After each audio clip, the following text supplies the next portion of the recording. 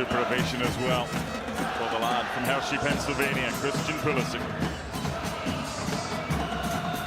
Musa is where Yunus Musa was born, in the Bronx, when his mum was on vacation. To Ghanaian parents, born just along the road. Double American change, plus Mukuni. Good to see Guardiola on the field for Man City. Yep. City looking for an equalizer. Here's Micah Hamilton.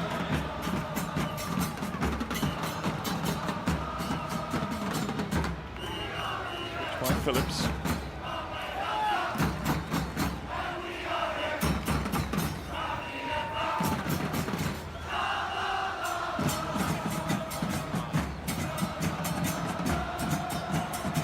Strong challenge. It was fair. And here's Alex Jimenez.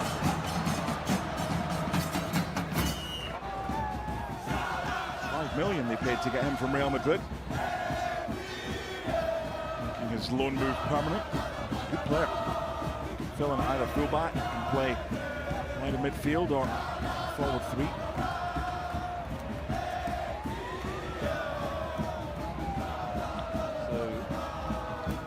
Lewis is almost playing in the centre-forward position for Man City at the moment.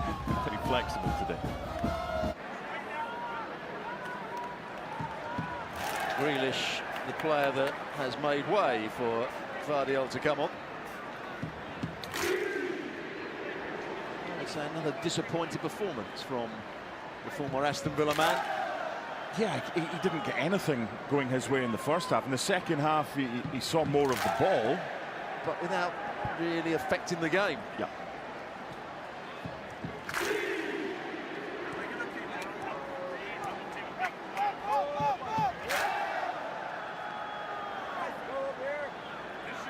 Nice change of pace.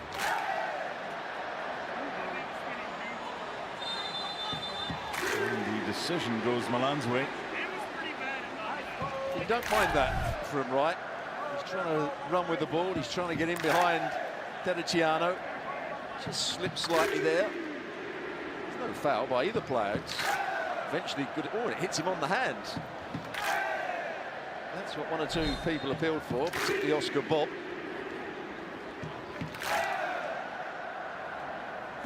Swedish under-21 international. ARTETA. Initially, you kind of thought, he's done him. He's got him behind. Got some pace. ARTETA. He was on loan last year in Belgium. Had a channel. Just roll off the field to allow play to continue, depending on the severity of the injury. Got to be all the way off. And Hart, stop picking on me. 6 to go. Milan ahead against Manchester City. A high-scoring game involving Manchester City. 4-3 against Celtic in midweek. 3-2 tonight. That's where the foul was given, but he actually hit him on the hands. Terriciano. Some pace, there's no doubt about that. Fatah down that right-hand side. Yeah, nearly $5 million was paid. And he went from AIK to Troyes. Troyes is another team in the City football group.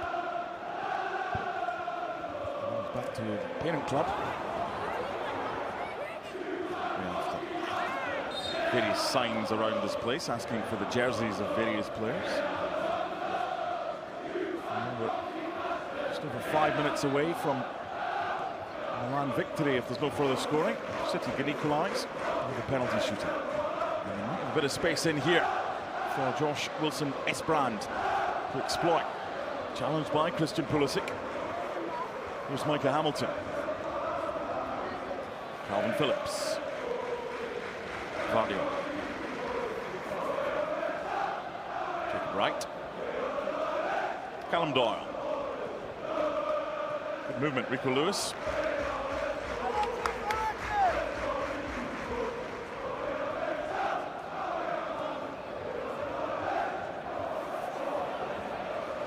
Right, one of the holding midfield players at the moment. Alongside Phillips. Fatah.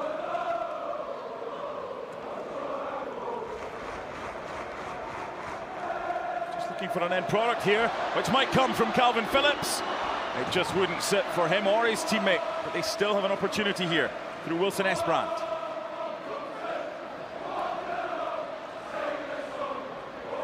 Well, could that have been the moment for Phillips to get his confidence back? A couple of touches in the end. Fullback gets back and gets the clearance in. And Bakuni, enough of a touch.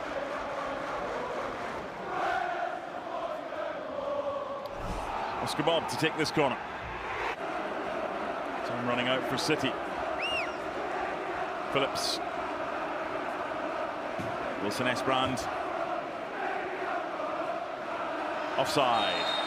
They can appeal all they want for a handball, but the flag raised by Thomas Felice on the far side. Some supporters thought initially that penalty might have been awarded.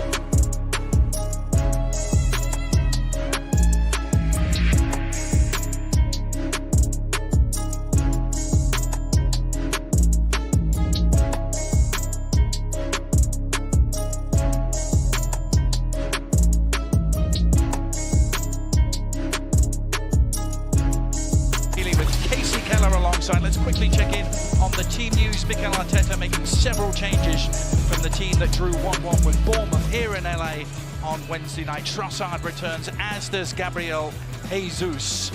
Carl Hayne is the man in goal for Manchester United. The one new signing between the two teams plays from the start in LENY YORO. All eyes on Marcus Rashford. Can he rejuvenate himself after a down season personally last year? Lots of intriguing storylines to get into. Alexis Nunez is with us too. She will join us. But Casey, these are two teams who finished last year in very different ways, didn't they? But both of them had their own reasons for optimism. Yeah, look, these are two giant clubs that are expected to be challenging for titles. And yes, Arsenal have gotten back to being close, but can they get over that Man City hurdle? And then Manchester United with their worst finish in the league since the 89-90 season. So a lot to prove with Ten Hag's men to get back up, at least to be contenders. Yeah. These two rivals in red as this tour is being built. Of course, only one of them can wear red today. Manchester United in the changed dark blue. United will be going from right to left on your screens as Andre Onana gets his first touch. United still riding high on the fumes of that unexpected FA Cup final victory, but an early chance here for Arsenal.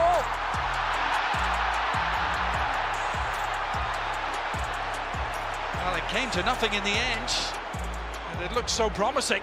Yeah, really, it was a missed touch from new boy LENY YORO, and I don't know if he recovers really well to eventually get back, or it was just a case that Jesus just took too long on it, one or the other. But that would have been a big embarrassment and a good way to, I guess, a not very good way to start your career. So we know that this is turf laid over. Maybe it just didn't bounce the way he wanted to, or just took his eye off of it, but and in the end, it's really an excellent recovery. Yeah, it was YORO who recovered, wasn't it? There's the mistake. Jesus comes in, should have pulled the trigger, but that's why you never quit on anything. You keep going, and you never know. And when Jesus came in, took the extra touch, he was able to recover and tap it away. Yeah, LENY YORO, as I mentioned, the only new signing so far between these two teams.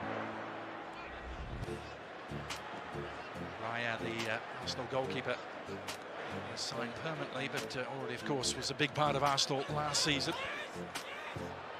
A transfer window that tends to be a little slower starting after big national team competitions, Casey, and there's a lot more activity to become for these two squads. Yeah, and then the way the window works as well, you know that you can start the season as well and see what's still missing and be able to make a couple changes after that. So yeah, this is not going to be the end of the transfers for either of these two sides, but it hasn't exactly been as quick as maybe fans, coaches would prefer. All sorts of rumours, of course, flooding the airwaves at the moment. We'll get into those. Odegaard involved in the build-up. Ben White helping it on to Reece Nelson, who plays from the start. There's one about whose future remains a little cloudy.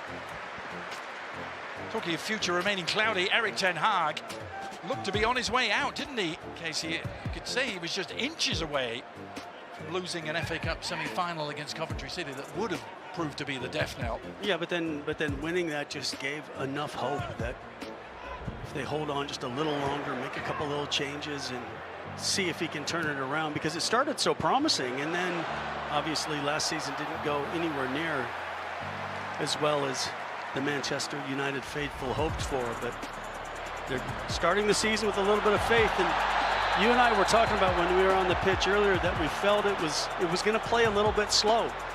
And so far we've seen a couple balls not quite hit their mark. And there was a pretty strong challenge with that short pass. Yeah, it's grass laid over turf here at SOFI Stadium. Mason Mount, another looking to hit the reset button, perhaps. An early taste of that turf, courtesy of his former Chelsea teammate Jorginho. So the two of them with a quick kiss and make up after that foul. But it's Mount who will take control of United's first attacking free kick of the game. Maguire with the open header. You can definitely see the ball with fairly dead bounces on this surface. It's going to take the players a little while to adjust, Casey, isn't it? Yeah, and it's just not moving as quick. I mean, I think everybody's used to being on pitches that they've watered heavily so the ball zips around, but you can't really do that when you don't have a sprinkler system. They try to get out here with a hose early, but in the end, it's not hot by any means. It's only in the mid-70s, but they would love to have this pitch be a lot wetter and be able to zip the ball around. But like you mentioned, it'll take a little while for them to figure it out. Jesus, think of the action. Taken away by United, and the shot is on for Rashford. It's well dealt with by Carl Hayne. The Estonian goalkeeper is the most experienced goalkeeper by some long way in the Arsenal squad on this American tour.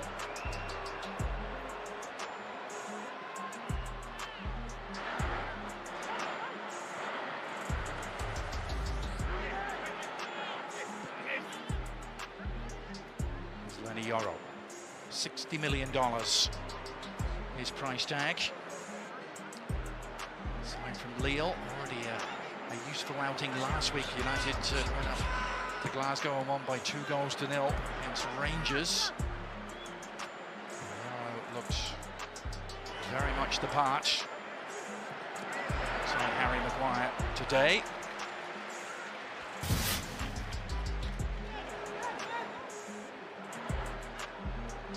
Yeah, it really starts from the turnover, and then quick touch into Radford. Mount, nice ball centrally, and in the end, it's really just an awkward shot from Ahmad, and then, like you said, Hayne does a decent job just to get enough on it, and then maybe even a slight deflection as well, and then does well just to get some height on the ball, to give himself time and his teammates to recover and eventually clear the danger.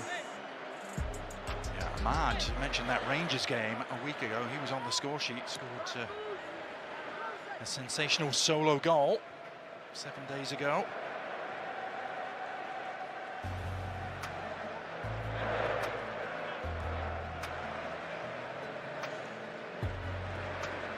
Arsenal, as Casey said, coming off the back of that season where they came agonisingly close. It's been again.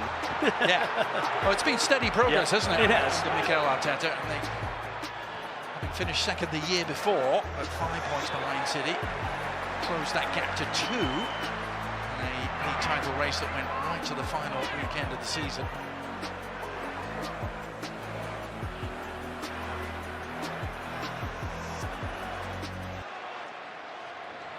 There's Casemiro looking for Hjlund.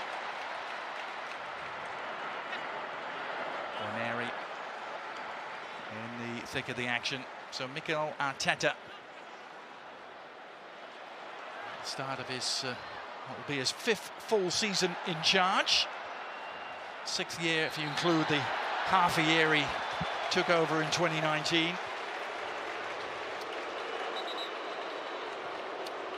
Took a couple of years, didn't it? A couple of 8th place finishes as he kind of made his mark. And that might have been part of the reasoning why Man U had decided just to, after that FA Cup win, just to give Ten Hag that little bit more time, because sometimes it's not as easy to move players in and out, to get people to buy into what you're trying to do straight away. And it's not necessarily something that fans and owners have, is a lot of patience.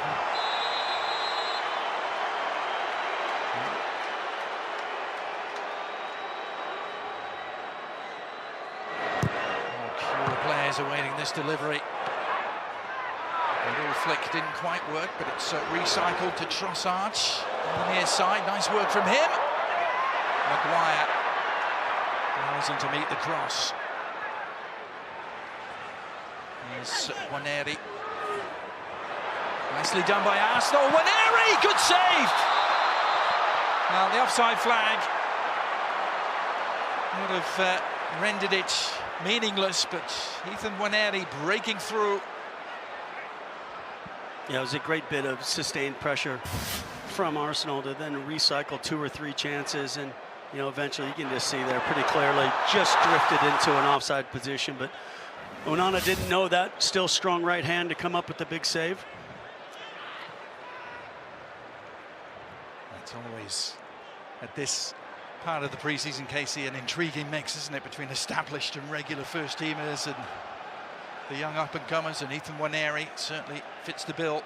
He does, and those are those opportunities you have to take. Good opportunities. Hjlund trying to fashion one for himself. He's done really well here. Rasmus Hjlund has scored!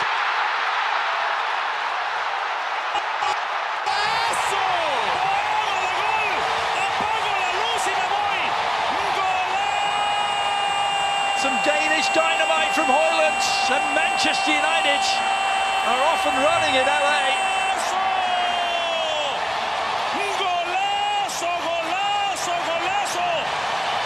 Well, it's a pretty simple ball. Eventually, it's just a ball out of the back that just leads through. So it's a nice Rashford just clips the ball in, and Hjlund one-on-one with young Aiden Heaven, and Hjlund just shows just not a big body, but I thought Heaven did a really good job of forcing him to an awkward angle. But Hein just can't quite get his legs closed fast enough, and Hjlund opens the scoring. Not one you imagine the Arsenal goalkeeper will look back on with any degree. No, it's not one of those things that you're really looking at and going, okay, that's a huge mistake. It's more just the case that, again, it's preseason. You're trying to prove something with opportunities, and from that angle, you want to be able to make those saves. And give Hjlund credit, he was very strong, got around Heaven, and then found a gap between the goalkeeper's legs and got his goal. Carl Hayne, the Estonian keeper, really the number 3 keeper in Arsenal's first team squad behind Raya and Ramsdale. Of course, there's some question marks over Ramsdale's future as Mason Mount is in the thick of the action again with Jorginho in close attendance.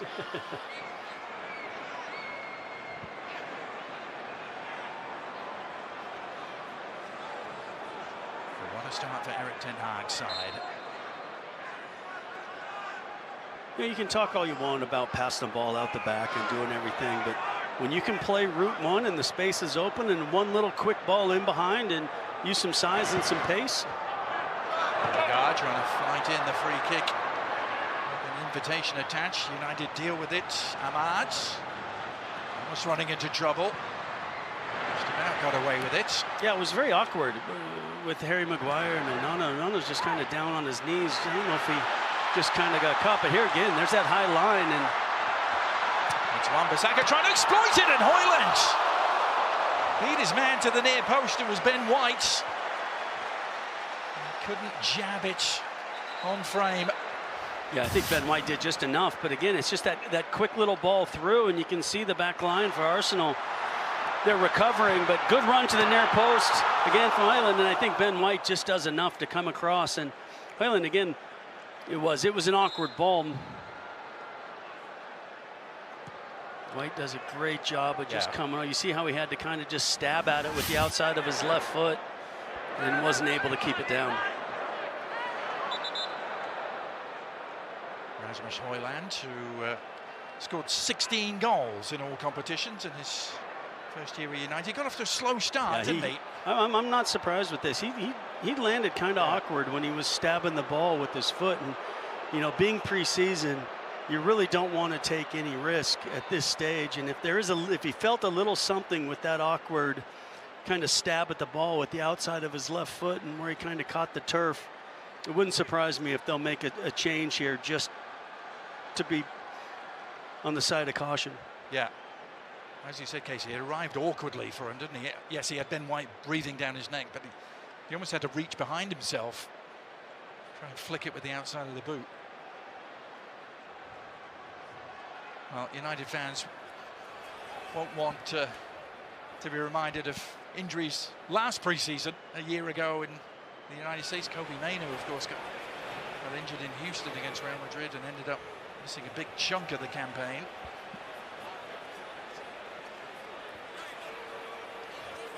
Yeah, that's always tricky too for a player that kind of went through a token warm-up, thinking he probably wasn't going to get on, if at all, until later in the match. And now there has to be a quick introduction. Well, there's 10 Premier League goals. Told you 16 in all, but 10 in the Premier League. Tied for the most on the team. A year ago, United only managed 57 in the Premier League. And this again was that moment.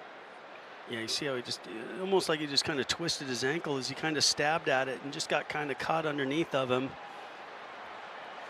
Doesn't look like it's super serious the way he walked off, but like I said, there's no real point at this stage of preseason to risk anything. Yeah, he's walking around the edge of the pitch, Casey, and walking straight into the locker room. Yeah, he'll just go in, get some ice, figure it out, and go from there. But yeah, it is. It's always frustrating because particularly after you just scored a goal, you probably were only going to play a half anyway, work on your fitness, and you just have that little bit of a setback. And it looks like Hannibal's going to come on to replace him, which means they'll probably shift things around a little bit. I wouldn't be surprised if Rashford kind of goes more into a central position. Yep. Or maybe they just say, you know what, we want to keep everybody else with the game plan. Yeah. And then in that way we don't have to make multiple shifts, and Hannibal, who isn't necessarily a striker, will come in there and do a role. I think that's exactly what's happening, Case. Hannibal, who's actually been with United a good few years, signed in 2019 from Monaco, but has played sparingly, been out on different loan spells to the likes of Birmingham, and was with Sevilla in La Liga last year. Total of 13 appearances for United and just 1 goal. Long kick over the top, route 1 for Arsenal, almost paying off. Onana had to come a long way and also needed help from those in front of him.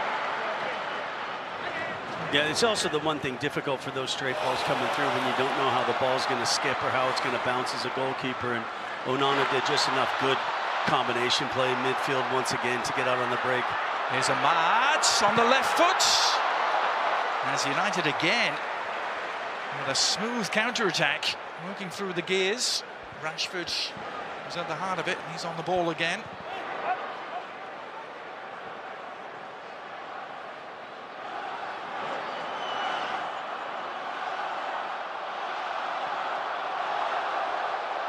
United have settled into a groove here, Casey.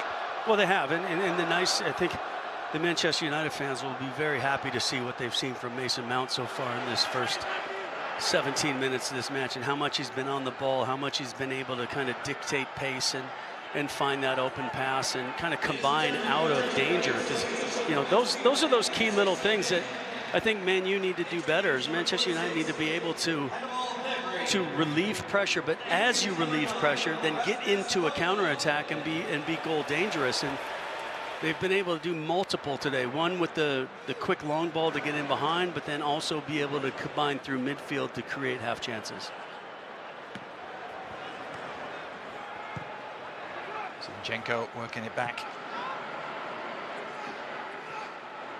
Jurriën Timber, who's going to be like getting a new player for Arsenal. We mentioned the lack of signings, but Timber, of course, signed last summer and barely played last season for Arsenal. Cruelly injured on opening day. Yeah, these preseasons are always interesting when you have players coming back from injury and their reintroduction and trying to reprove themselves, and then the late addition to the internationals that are coming back after summer tournaments. And so yeah, it's disjointed, but then again, you know, everybody's pros, everybody's gone through it, everybody's been part of great preseasons that start bad.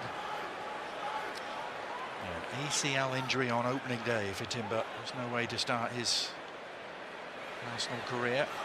He moves from Erik ten Hag's former club at Ajax.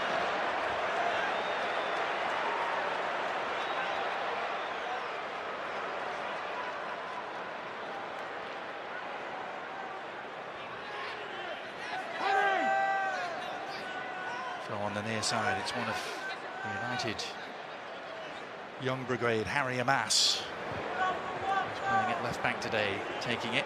Here is number 41, a 17-year-old. Many of you probably haven't seen before. A member of the United under-18 squad. He's not even playing for the under-21s yet. Yeah, those are all interesting situations when the young kids come through and they get an opportunity in preseason to see if they can truly challenge to be part of the senior squad. And I'm sure a decent amount of the young players on both teams will then end up being loaned out to different clubs for sections of the season. Yeah. Mass was on the bench a couple of times last season, including in that tough challenge, Adrian, from Casemiro. Yeah. You and I have talked about the games we've been calling in this preseason where they haven't been shy of tackles, and once again, this is just a little awkward. Casemiro just, I think, undercuts Odegaard, and he just hits awkwardly. Wasn't a whole lot in it, but sometimes you just land a particular way. Yeah, and now it's Arsenal's fans' turn to hold their breath a little bit as Mikel Arteta looks on. Martin Odegaard was just so instrumental in everything Arsenal did last year. So often the pulse and the metronome of the team. It's an awkward landing, wasn't it? Yeah, Right it wasn't initially a really big challenge. You could see Casemiro doesn't even follow through. It just catches him a tiny bit while he's in the air. And then rule number one, those of you non-goalkeepers, land on your shoulder. Don't put that arm out. Yeah, that looked painful. And Odegaard will have the bruises to show for it. Player of the year for the second consecutive season for Arsenal. And a big contributor as well, 8 goals and 10 assists, 102 chances created by Martin Odegaard last year. It was the third highest total in the entire Premier League.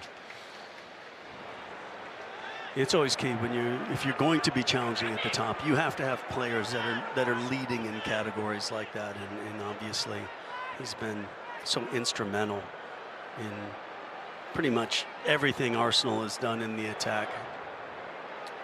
Yeah, and coming off a summer rest, he said of course he would have preferred to play at the Euros, but Norway didn't make it. Thus he got his time off as it's a long ball targeting Ahmad again. Ahmad not going to get there. Zinchenko just shepherds it back to Karl Hayne. Yeah, Zinchenko did well on both. First winning the initial header and then recognizing where the danger was and dropping back and making sure that that ball comfortably went back to his goalkeeper. Timber. It's about the midway point of the first half. If you're just joining us, glad you could be on board. Big day of pre-season football all around the country. And this, the final offering, Arsenal and Manchester United. Adrian Healy, Casey Keller. And 1-0 United. Courtesy of a man no longer on the pitch in Rasmus Hjlund. That was a no-nonsense challenge from Collier, but a fair one. Toby Collier. Mikel Arteta was furious. Yeah, he doesn't think it was fair. And then Hannibal just not reading that run from Rashford. But yeah, there's always that little situation where is the ball caught first or is the man caught first? And yeah, when you go through somebody's legs, there's always that feeling that the man is caught before the ball. Collier. Yeah, you can just see he catches the man first and then the follow through with the ball. So probably the whistle should have gone, but in the end, the miscommunication between Hannibal and Marcus Rashford, and no real harm done. And it looks like Odegaard's fine as well. Rashford just beaten to the punch by Jorginho. Referee Timothy Ford is letting them play. Perhaps a little too much for the manager's liking. This is Gabriel Jesus. Now Nelson. Still building up well. Jesus has the inside track. And it's Odegaard on the left foot. Casemiro standing in his way.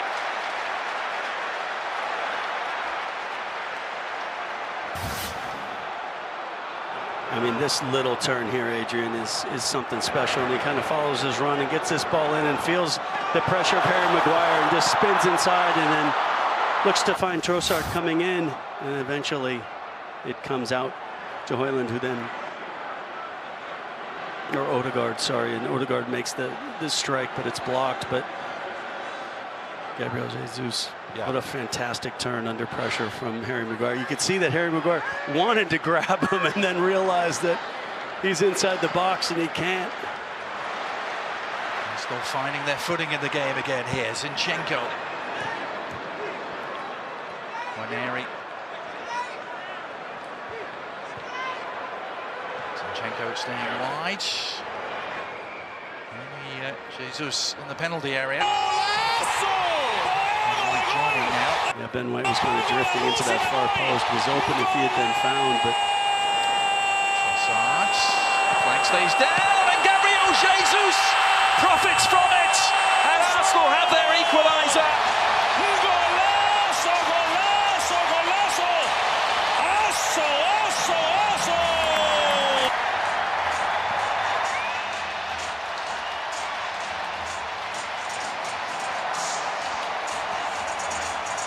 Well, it's always spicy between these two teams, Casey, no matter the venue.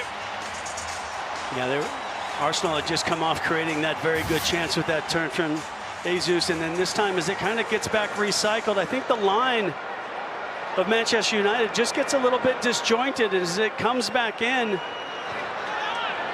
There's a call for offside that you could see on this right-hand side. Harry Amos was just adrift of Harry Maguire, and because of that, the offside flag doesn't go up.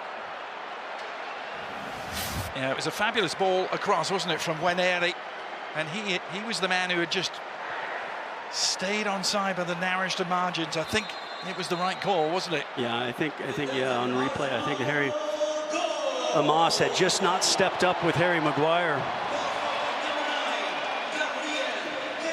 We talked about two strikers, one on each team, looking to get back to where they were a couple of years ago. Gabriel Jesus, certainly in that category.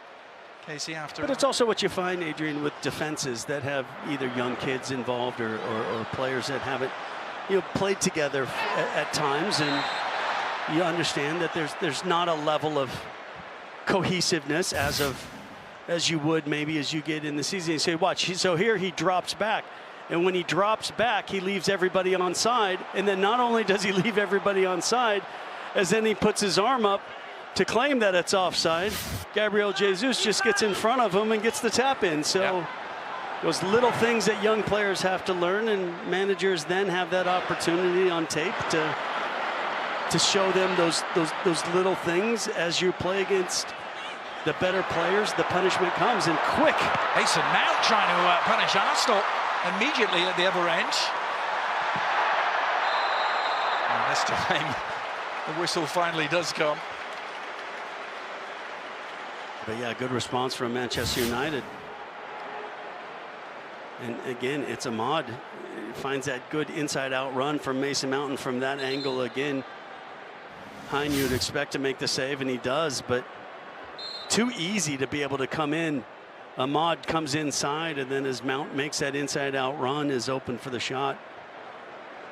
So lots of little work that both sides will look at to improve defensively before the season starts.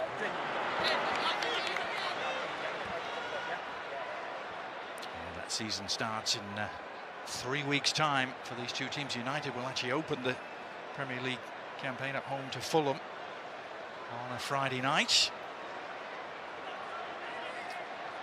And Arsenal the next day with Wolves as the visitors to the Emirates.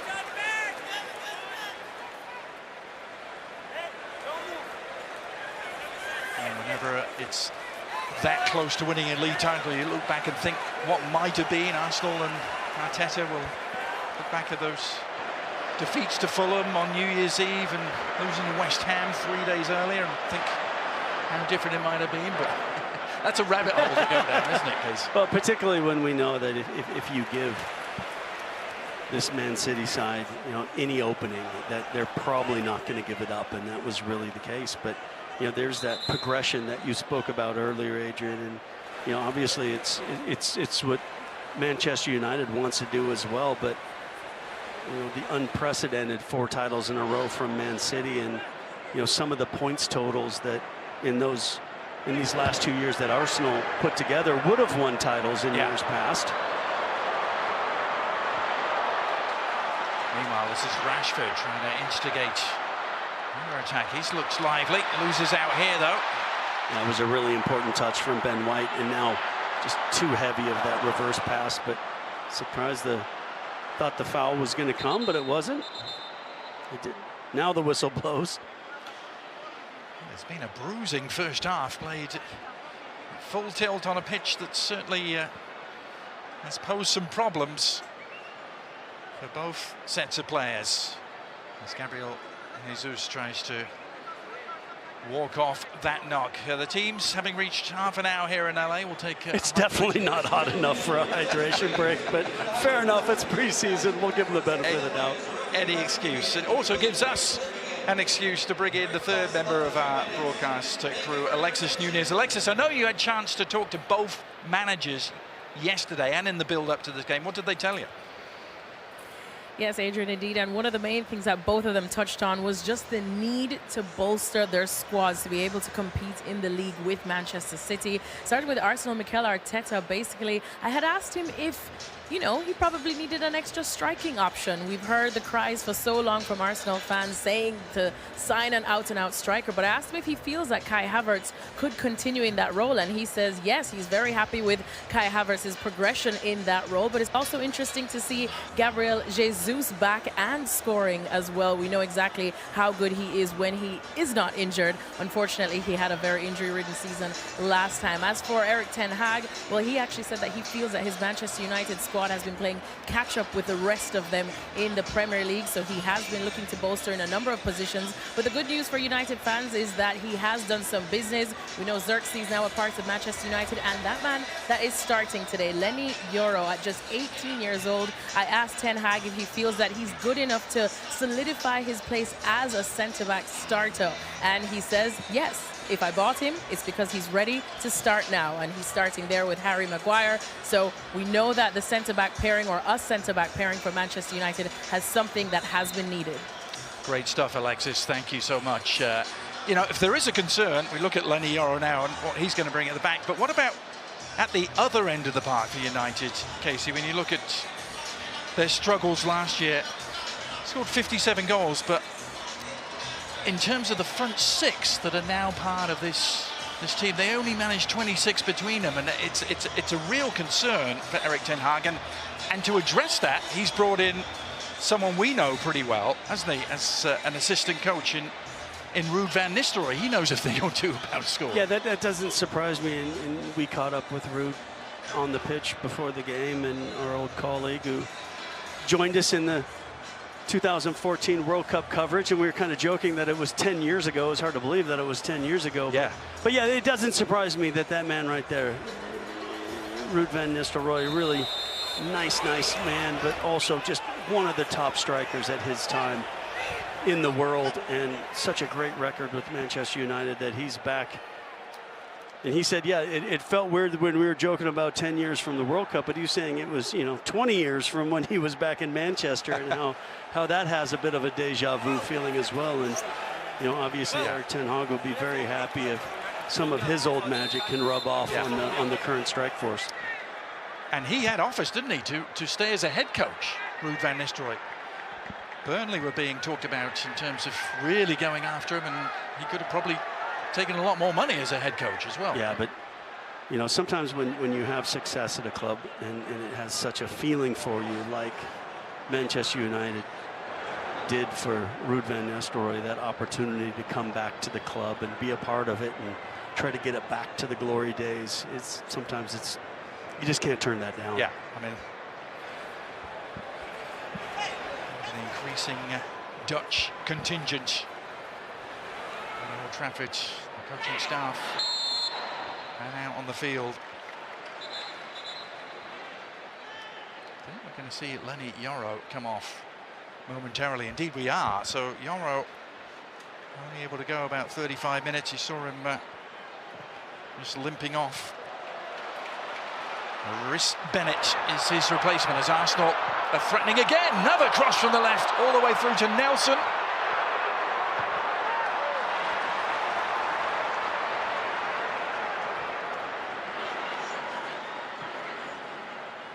Evan spreading it wide for Zinchenko. Jorginho. Picked off by Wan-Bissaka. United have done much of their good work in the game in transition so far. And on this occasion, as Zinchenko is just waiting to pick it off.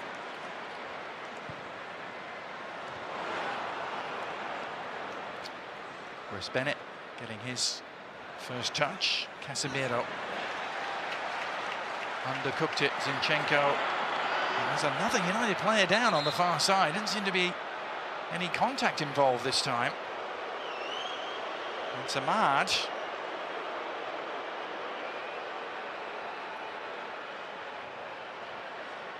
Ahmad, who scored that amazing FA Cup goal against Liverpool.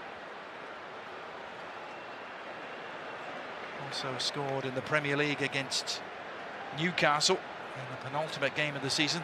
Part of that 3-game stretch where United really changed their fortunes and the fortunes of their manager.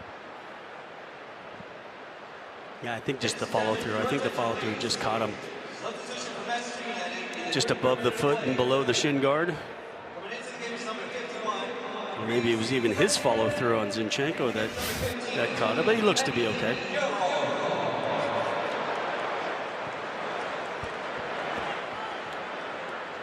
Well, we wondered if this match was going to have a little bit of an edge to it. These two old foes. Yes. And it has. I heard Eric Ten Hag say in an interview that he really wanted to see a level of intensity and aggressiveness from his side this year. That they weren't going to just let teams maybe control things the way it had happened once or twice last year. So we're seeing that already in an early preseason match against an old foe. That they're not going to shy away. They're not going to just go out and have some reckless challenges, but they're going to be aggressive, and we've definitely seen that from both sides today. Yep. No such thing as a friendly case between these two. You know, for a large part of the time when you were playing at the highest level in England, these two were they were the apex of both. It was either them or one or the other was going to win the title, and then Chelsea started sneaking in there a little bit, and then the Man Cities of the world showed up. But it was these two for those 90s and 2000s that had really set the standard. Yeah. Those amazing battles between Fergie's teams and Wenger's teams. Now, Tuesday night, our summer soccer schedule continues on ESPN. ESPN Plus, highly anticipated matchup between Barcelona and Manchester City. Coverage of the preseason friendly at 7 Eastern and 4 Pacific. That game happening at Camping World Stadium in Orlando.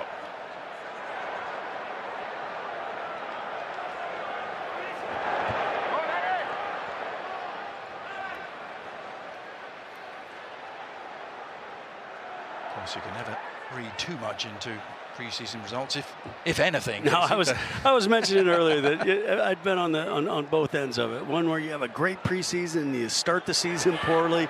You have a poor preseason and you start the season on fire. So, yeah, there's no question. This is all just preparation for that first match. United beat Arsenal a year ago at MetLife Stadium in New Jersey, 2-0, and of course, they went on to have very different seasons. Arsenal did the double over United, winning 3-1 at home in September, and then 1-0 up in Manchester in May. That was a win that kept their title challenge alive. As Onana did really well. Rashford, the intended target for Ahmad, who stays down after that crossfield ball. And the frustration, he knows that he should have found Rashford in a better position than he did. Instead, it goes out of bounds, and that opportunity for that quick counter went away with the poor pass. Well, it hasn't been quite the same for United, has it? Since Rasmus Hjlund's departure.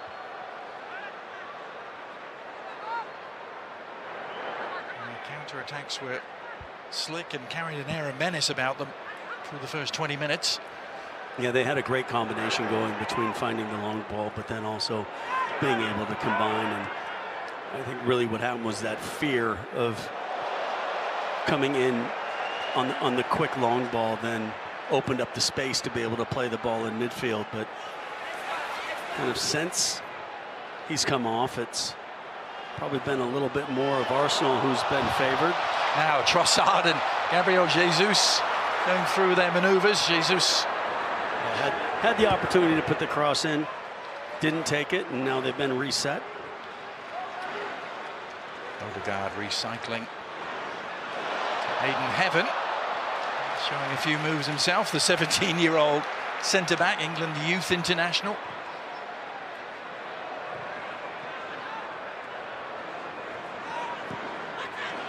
Odegaard. Yeah, those moves were great, but in the end, if he could have bodied Hjlund a little better than he did, that was probably the more important thing that they were looking at for your center back. Not Cruyffing guys in midfield, but actually being able to hold off the big striker and not let him sneak in and get the opening goal.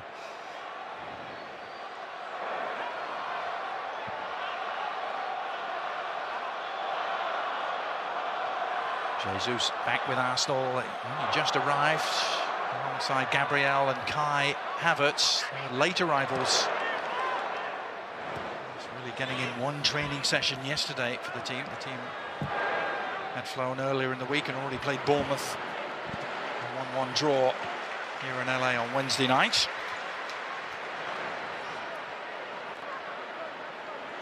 United, of course, still have all sorts of players missing, players that went deep in their respective national team competitions. Luke Shaw and Kobe Mainoo, Lisandro Martinez, Garnacho, Bruno Fernandes.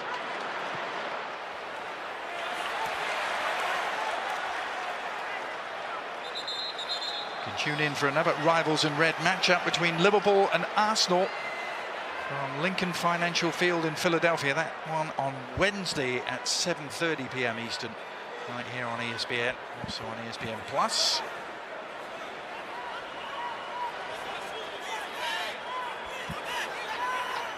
This is SOFI Stadium, almost a home away from home for Arsenal, given that it's owned by one Stan Kroenke, the Kroenke Sports Enterprise Group. What a place this is, Casey, as well. Our first visits here. Yeah, it's the new standard for sure.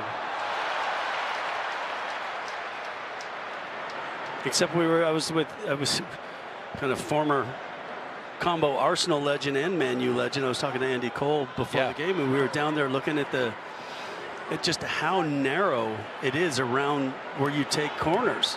And if you got a little bump, you could end up over those signboards into those field suites. It's truly that close where if you're in one of those field suites, you can touch someone taking a corner. Right. Yeah, it's a real tragedy, isn't it? The width of the pitch. Ultimately counting against this place. Let's bid for the World Cup final in 2026. They're going to play a semi-final here, where the width isn't a problem apparently, but not a final. Yeah, there's just how close that is. I don't know if those are the best view, but it definitely gives you an experience of being on the field. That's for sure. That's Theo Walker over to the left-hand side there. Yeah, we were talking quite a bit, him and Gilberto Silva.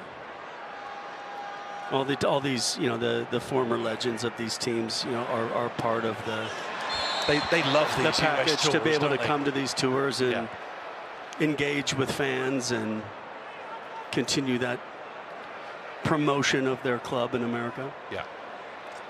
Legends of different eras too. So Brian Robson doing a sideline piece earlier. Rampaging captain of United back in the 80s. And if you see that little scar above his eye, that came from the back of my head. You don't seem to have one, though. You? No, I don't have. No, I definitely got the better of that contact. Final minute of the first half here at SOFI. Just got a little scrappy over the last few minutes. Players start to tire, as you would expect at this stage in pre-season. Mason Mount has been on the end of some saucy challenges. Yeah, from both sides. He got a couple, gave a couple. What is going to be Mount's best position in this United team? One of the tantalising questions that's out there. Only scored 1 goal in limited appearances his first year with United. Good free kick from Maguire. Oh, and Hannibal got there first. Maguire was almost the beneficiary. You could almost see that Arsenal defense just give the header to Maguire, knowing that he was going to win it. And then they collapsed well in the end after Hannibal snuck in and got the ball back to Maguire for the strike that was well blocked. 3 minutes of stoppage time is the verdict as United get some mainline possession going again.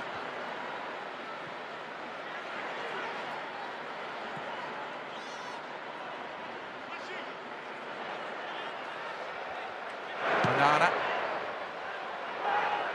looking long for Rashford. Ben White, nicely done. Yeah, Rashford's just motioning to his goalkeeper. He had made that outside in run, and Onana hit the ball kind of back across him, so he wasn't able to come back across and win possession in the end. It was a pretty comfortable header back from Ben White to his goalkeeper. Here's Nelson. He's been linked with a move away from the Emirates. West Ham United apparently very interested. Waneri delighting the crowd initially. It's a strong run from Collier. He's still going. Still Toby Collier. Eventually running into resistance. Hannibal picking up the pieces. Casemiro couldn't thread it through. Now it's a really nice run from Collier after it was a Waneri with a good run, but then wasn't able to find his teammate centrally, which then opened up the opportunity, and the challenges continue. This time it's Casemiro's a little slow to get up off the deck. A lot of speculation. A couple Brazilians kicking each other. Yeah. And of course, the immediate protest of innocence from Gabriel. Well, I think what it was just the follow who just kind of rolls into Casemiro. It was like, really? A lot of speculation about Casemiro's future, but he has 2 years left on his contract, and he's basically said, I'm not going anywhere. And why would he? At the age of 32. Maguire nodding it down. Here is Casemiro looking for an outlet. Rashford. Yeah, Arsenal did a really good job of just collapsing where it looked like initially space would be available to get the shot off, but good recovery from Arsenal as a unit, and eventually getting the ball back to Hjlund, who's able then to clear his lines. Well, stay with us at half-time. We'll take you to the studio where Kay Murray, Alejandro Moreno and Shaka Hislop are waiting to break it all down. Big day of football for them to look back at. That's in our ESPN FC studios right here at half-time. As we head in at one apiece, Casey, entertaining.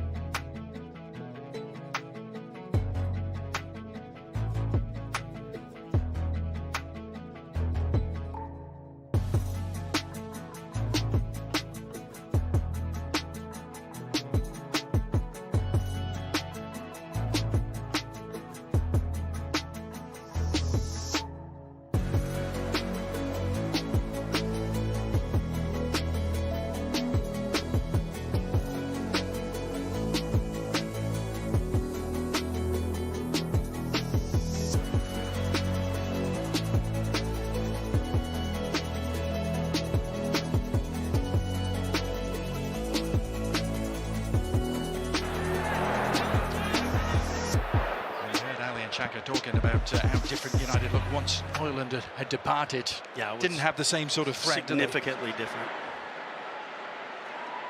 It's a shame they don't have their other new signing in the summer available today, Joshua Zirkzee. The Dutch striker still on post-Euro vacation.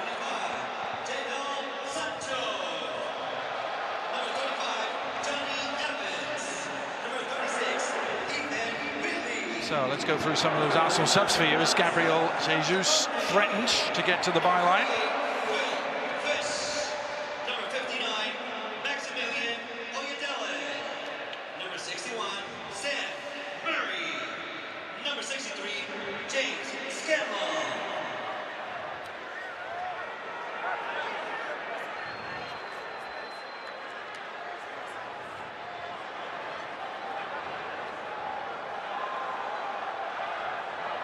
On the near side, United defending very deep here. They've got everyone inside the penalty spot. Onana able to deal with it. Andre Onana, the start of his second season. And him being signed just in time to play in pre-season in the United States a year ago. He made his debut in that game in Houston against Real Madrid.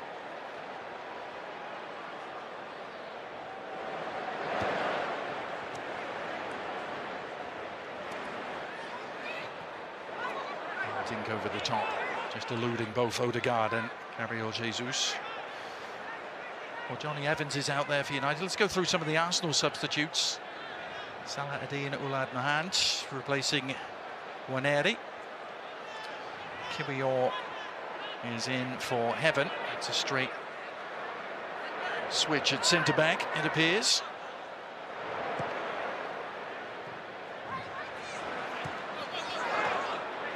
Ladies and gentlemen, your attention. Evans. Oh,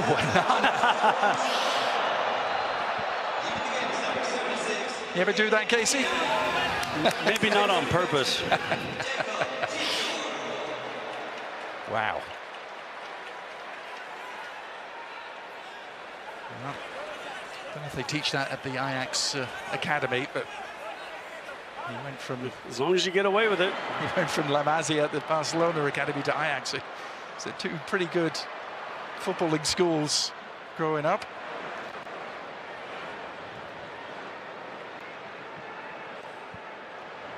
There's Kiwior.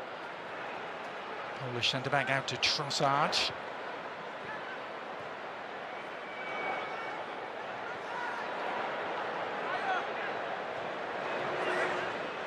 Johnny Evans for Maguire is the change that is immediately apparent for Manchester United. We'll get to those. Oh, that little touch on almost worked.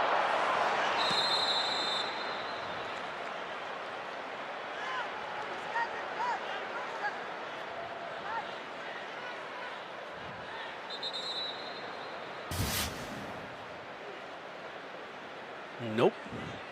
Yeah. Not offside, but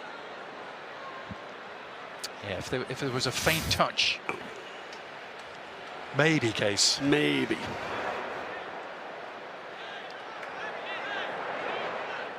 Delighted to have you on board. SoFi Stadium.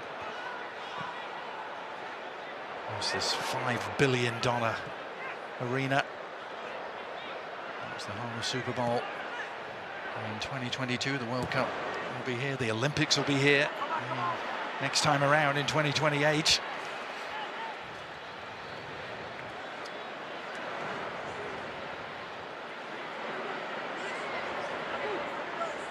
Kiwior. Nicely done, but the offside flag is going to spoil proceedings for Leandro Trossard. A great season, the Belgium. 17 goals in all competitions last year for Arsenal, including 12 in the Premier League. Yeah, I just left that a little too early.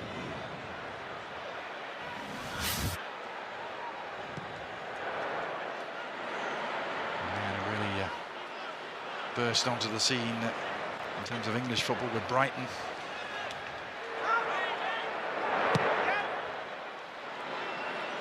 Hayne getting it away.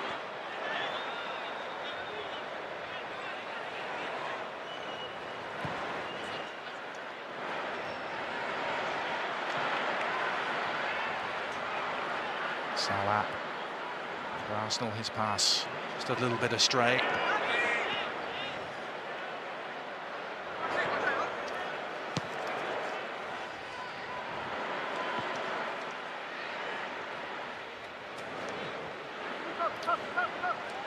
You see, Will Fish is also out on the pitch for Manchester United. He wears number 48.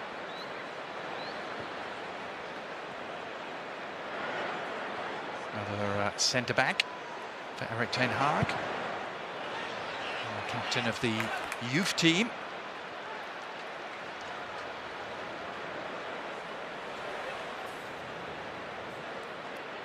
Here he is, 21-year-old, had a loan spell with Hibs in the Scottish Premier League.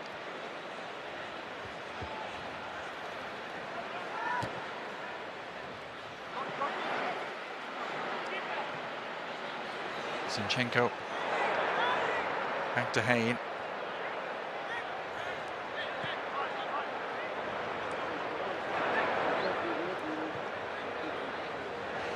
Yeah, kind of as we assumed with Manchester United making as many changes as they have to start this second half. It's going to take a little while to kind of get into some sort of rhythm or consistency. Arsenal electing to make far fewer changes, kind of let the side play out. I still would assume probably around the 60th minute we'll see more changes for Arsenal, but yeah, Oyedele is also out there, and Christian Eriksen too.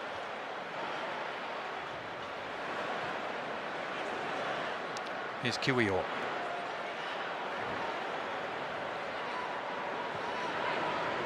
Jesus. Nice return ball. Sharp running from Trossard. Really in the box for him, though.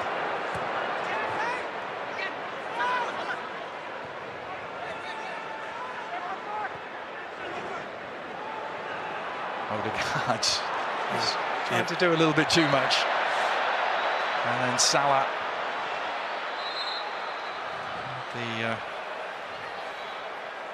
yeah, Anthony did a good job here, just winning in, then trying to sneak around him, but was not going to let him in that position on the pitch to let him go through. Takes the foul.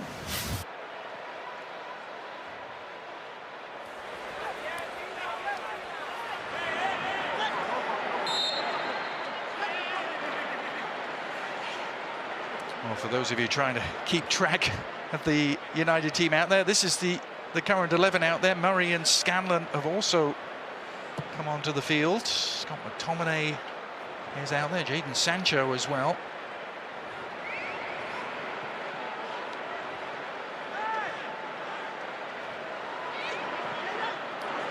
And Dos Santos wearing number 21.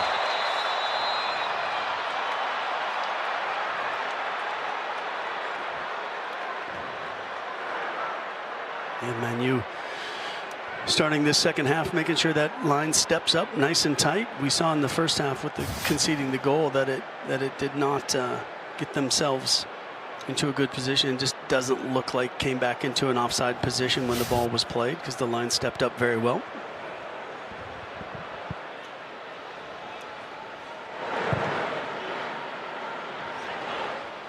Driven delivery from Onana, and she just overcooked it.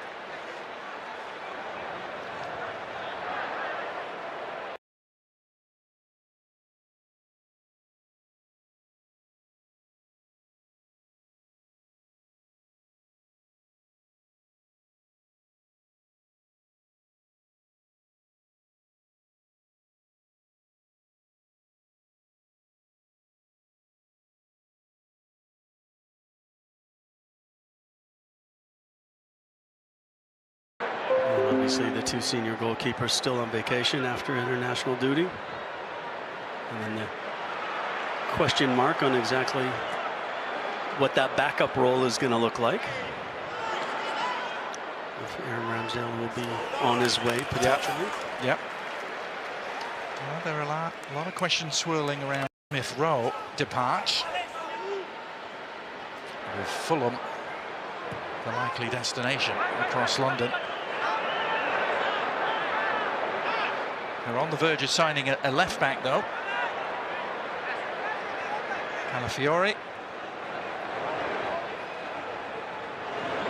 Calafiori, the Italian, seems to be very near clinching that deal.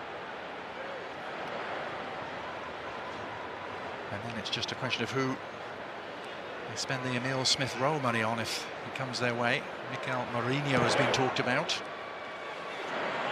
And really shone for Spain coming off the bench in the Euros. Yeah, we mentioned in the first half there will be changes as preseason progresses and even into the first week or two of the season. So this will not be what the squads look like. We know there's a lot of players missing as well, still on vacation after international duties. So opportunities for some players. So Marcus Rashford just walking around the edge of the pitch. His work done for the evening.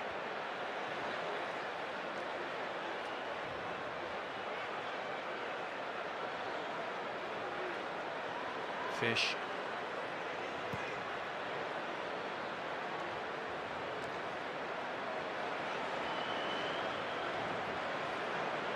I think the other thing that we've seen with Hjlund's exit is kind of not having that presence to hold the ball up when they have to play the ball long. And it seemed like Arsenal, once he came off the pitch, has controlled every second ball in midfield when they have forced Manchester United to play the ball long. Now Trossard making waves, but meeting resistance, stern resistance from Eriksen, but Arsenal have it back. Nice layoff, Trossard again available. Great save. Onana at full stretch.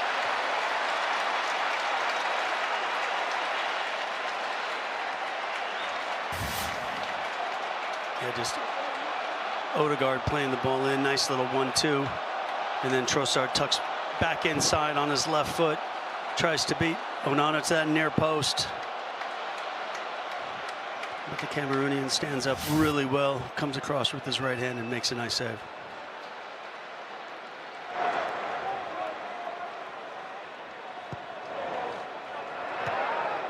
Fish don't really get it clear. Johnny Evans completing the job.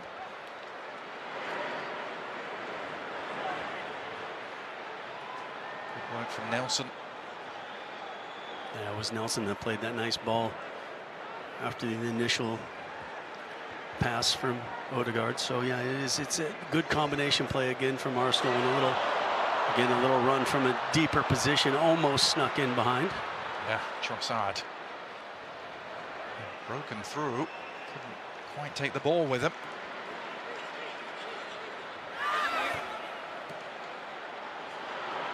And Arsenal with by far the more established first teamers out there at the moment, trying to take full advantage, and it's Nelson with a burst of energy and intent.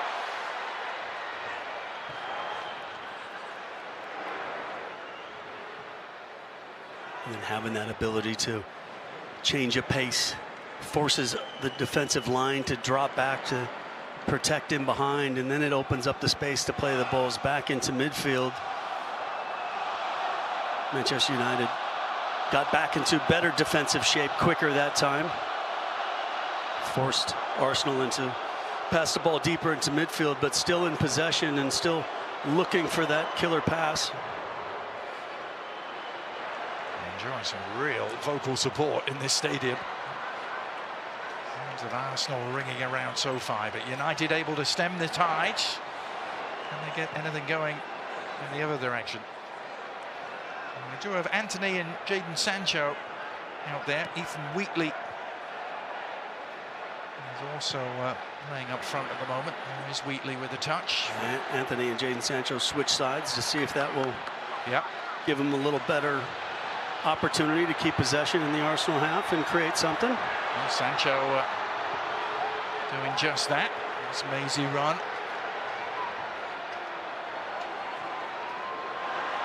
Wheatley. Yeah, it all started with the ability to take space from Jadon Sancho, and then able to drop the ball back in the midfield. Wheatley hits that first-time ball to the near post. There needed to be a Manchester United runner going to that near post. It looked like both players elected to stay central, and Arsenal were able to clear the line.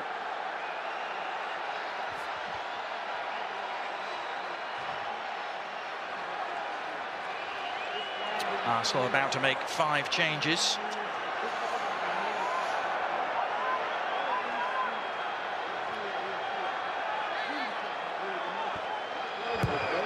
After this corner, oh, it's a good climb.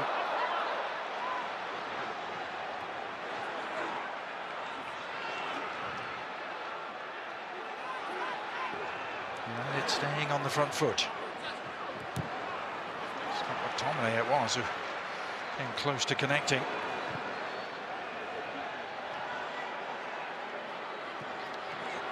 James Scanlon, another player for the United U18s squad. Nicely done. This is Anthony. On the left foot. Never really threatening Carl Haynes' goal. Yeah, I liked what he was trying, but it was always going to be difficult. But right idea. Has that space, comes in on his left foot, sees if he can just get a quick little curler into the far post, but always going high, always going wide. Ladies and gentlemen, your attention please. So a bunch of Arsenal substitutions happening. Even the game's number 4, Ben White. Partey is going to come on. Thomas Partey for Jorginho. Even the game number 12, Durian Timber. Coming into the game, number 6, Gabriel. Lewis Skelly, exciting young left back. It's where he played the other night. I'm not sure if he's going to carry on playing there. Gabriel for Timber. Miles Lewis Skelly. There's the obvious swap. Number 19, Leandro Trossard. Coming into the game, number 21, Fabio Vieira. Fabio Vieira, who scored a fabulous goal in this stadium a year ago. Arsenal beating Barcelona here 5-3 last year.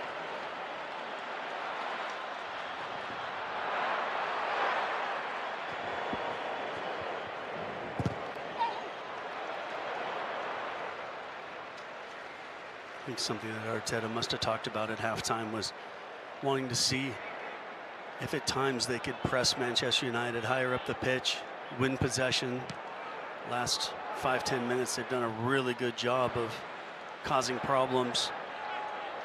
And then when Manchester United was then able to break that pressure, particularly through Jadon Sancho on this right-hand side, and then created the opportunities for themselves. So, you know, both sides working on little things that I think we'll see throughout the season, and Manchester United working to break that pressure, and Arsenal looking to see if they can win turnovers higher up the pitch.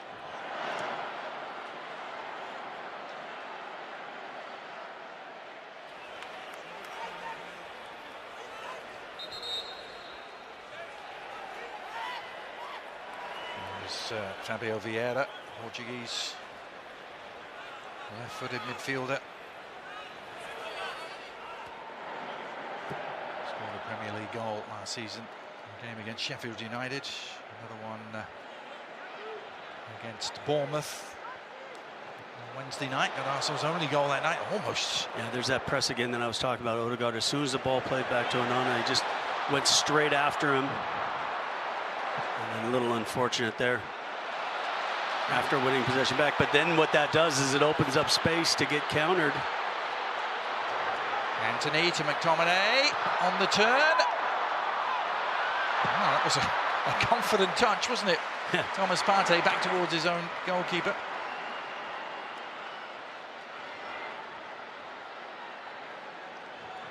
But really good work from both teams in the last few minutes, being able to press, and then when they break the press, to take it back down to the other end and create an opportunity of your own. There should be plenty of energy with all the substitutions that just came on, and and that's kind of what this preseason is too, is the manager kind of tells you, look, I want you to give everything in the short period of time that you're going to be on the pitch. Remember, this is still a fitness exercise, gaining toward that match fitness. so that in 3 weeks' time you're ready to roll.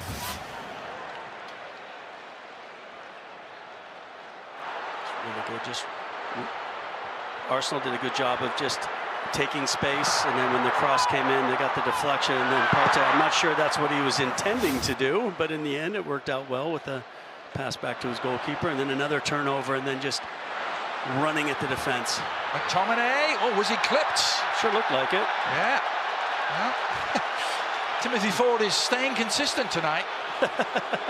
And now it's Erik ten Hag's turn to question some decisions.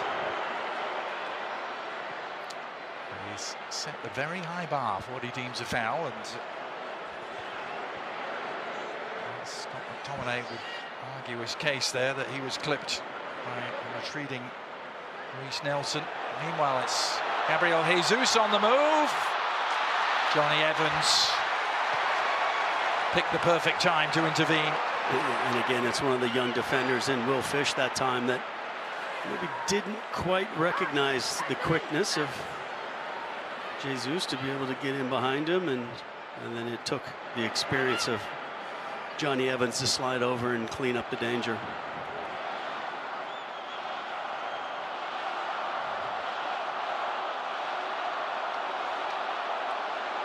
Gabriel back from Copa America duty.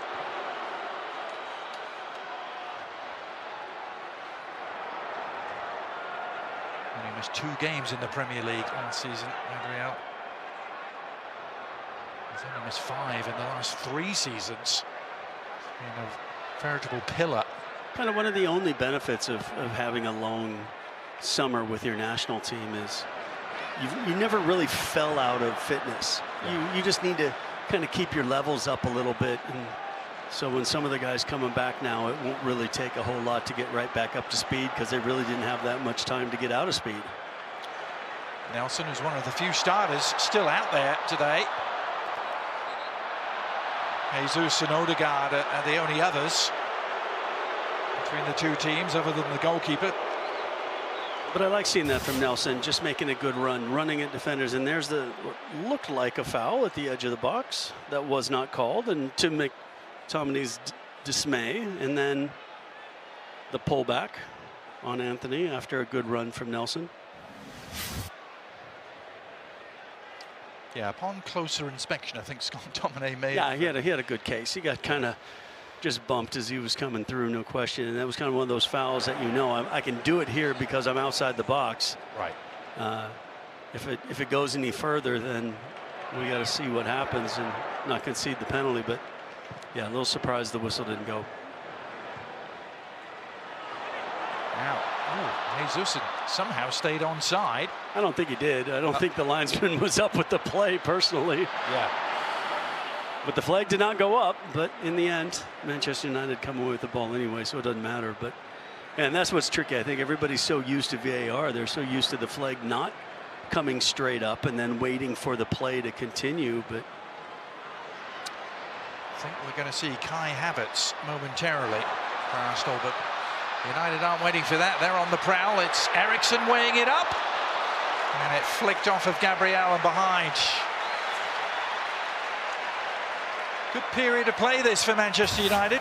Yeah, it's really both sides just going at it. But when Gabriel first makes the half clearance, falls to Christensen, who takes the shot from distance, and then Gabriel brave comes up with the good block.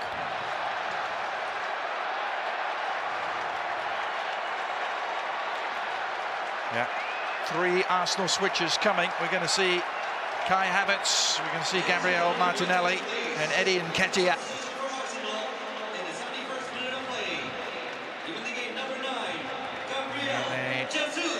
They're replacing the 3 men we talked about as being the only starters still out there. He went 70 minutes.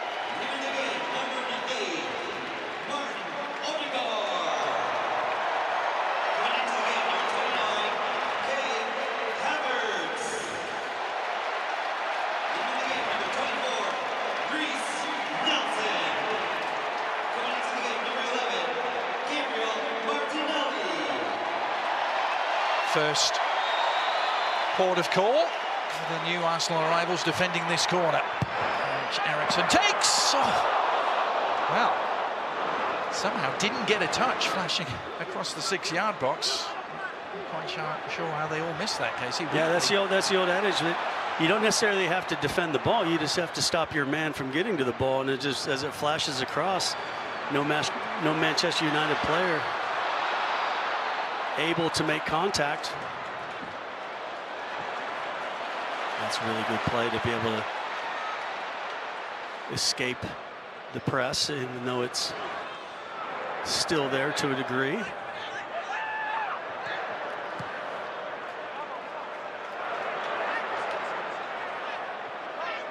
Very efficiently done by Arsenal to escape that United press.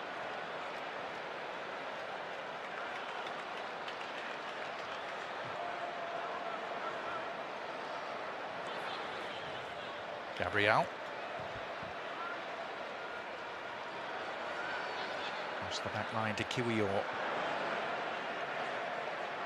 Played for Poland at the Euros. Good ball forward from him. Eddie Nketiah. Again, future a little uncertain for him. He's found Havertz.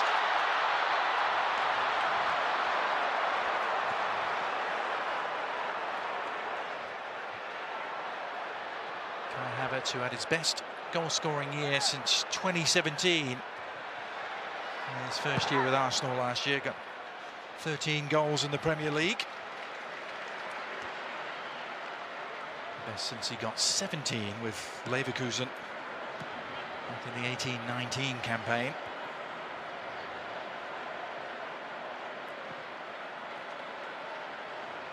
Gabriel Martinelli. We mentioned Rashford in the first half, and Gabriel Jesus Martinelli maybe in the same categories.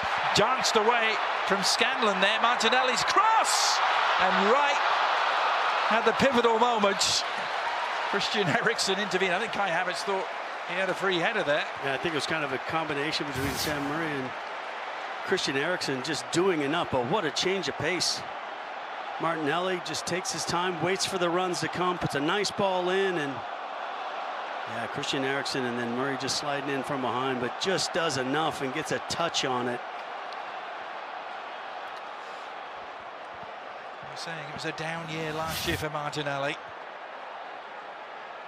Not for that man. Back from his Germany exploits at the Euros, but Martinelli, only 6 goals last year. He had a foot injury he was dealing with, and the thought was the departure of Granit Xhaka had kind of impacted him and the role he plays in the team. Well, I mean, in the end, I mean, it's about the team. It's not about individual numbers necessarily. And if your role changes and maybe your numbers change because of it.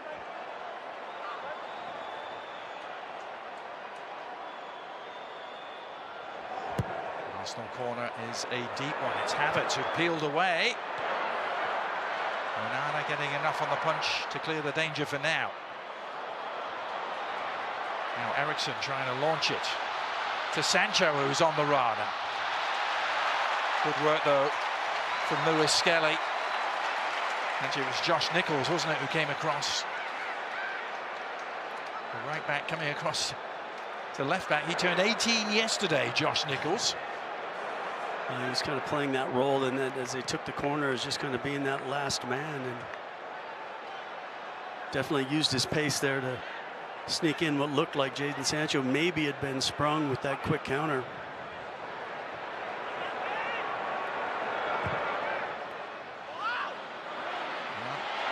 Johnny Evans. I'm not sure you can do that.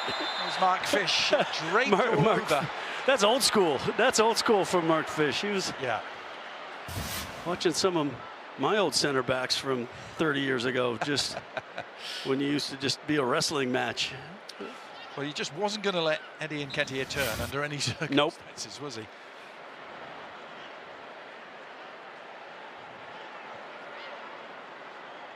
Eddie Nketiah is attracting the attention of Marseille.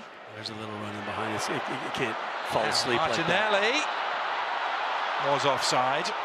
He was, but it was so close. I'm not sure what James Scanlon was doing if he was that confident that this was offside. I'm not sure he's offside when this ball's played. And again, I'm not any more convinced when I saw the replay.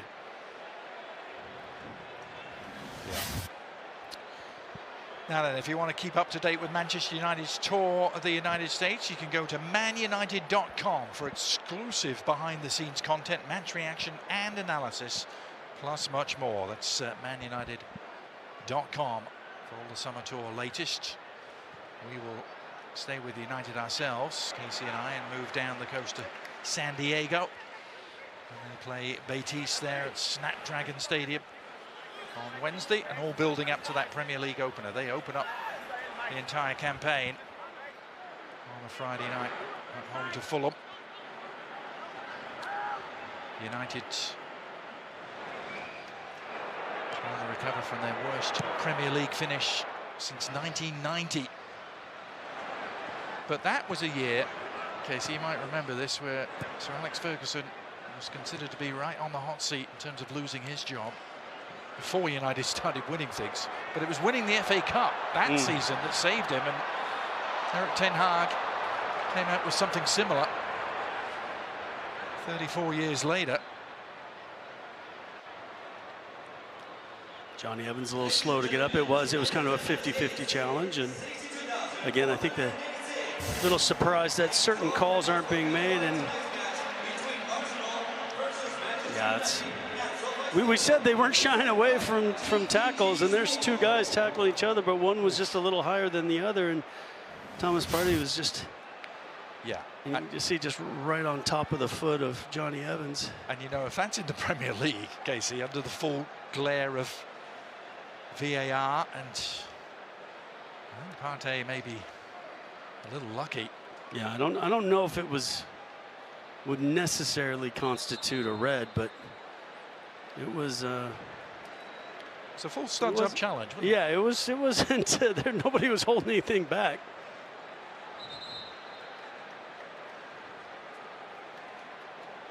A little unofficial hydration break while there's a stoppage as Arsenal look to build towards their season opener against Wolves after the most wins in a 38-game season in club history. A year ago, they had 28 of them, and it still wasn't enough because of Manchester City and their part of our summer soccer schedule continuing on Tuesday night, where they play Barcelona. That game from Camping World Stadium in Orlando, Tuesday 7 Eastern, 4 Pacific. Hope you can join us for that.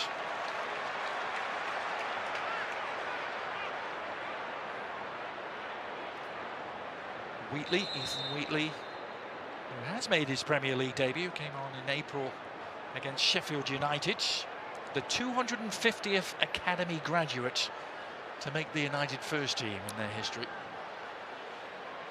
Doesn't really seem like that much in the long history. There's been some big names in those academy graduates who've made the first team, though.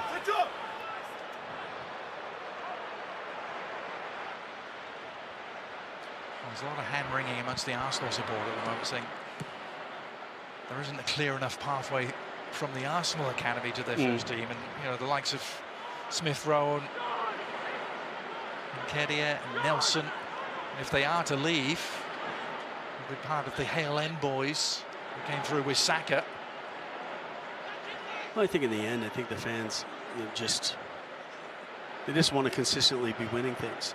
And well, they want it both ways. Right. But if some of it means that some graduates come through and they're successful enough, look, I don't think there's any ill will in saying, oh no, we can't bring academy guys through. These are the opportunities. These are the opportunities that you have to show that you belong. Yeah.